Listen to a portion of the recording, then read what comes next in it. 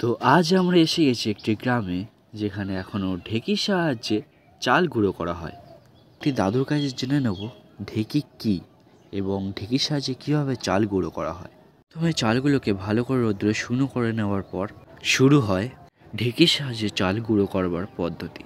ফুটো করে হ্যাঁ, এই এই এই তসুর লাগানো, এটা তসুর, আর এই দুটো হচ্ছে ঝাংরা।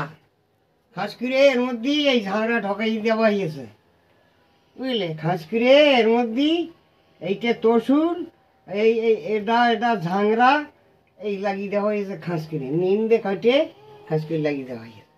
এটা কাঠ। এইবার এইটা হচ্ছে ঢেঁকি, আর এইটা হচ্ছে ঝাংরা, এইটা হচ্ছে গুলো বলে, এটা গুলো, এটা গুলো, এটা গুলো বলে, এটা গুলো, বুঝলে। এটা গুলো, এটা গুলো, এই হচ্ছে ঢেঁকি। আর এখানে এই ছলিয়ে নড়ে গুলে বেশ করে কাঠটা করে একটা কাঠ দে, আচ্ছা করে মুগুরির বাড়ি দিছে, মুগুরি বাড়ি দে দে দে দে আঁটি ফেলিয়েছে, আর এই ঝাংরার খোলার কাজ জানছে, বুঝলি। হ্যাঁ, ধমাধাম ধমাধাম মুগুরি বাড়ি দিয়েছে, ধমাধাম ধমাধাম দে, আর এই ঝাংরার খোলার কাজ জানে।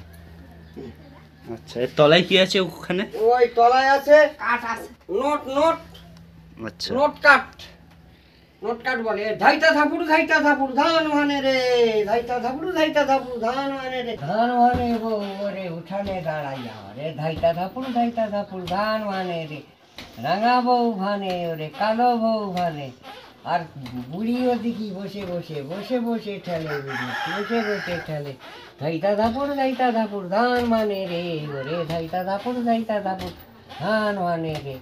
হ্যাঁ, চালগুলো নিচে আটকে যাওয়ার জন্যে ভেতর দিয়ে আস্তে আস্তে সেগুলো বার করা হয়।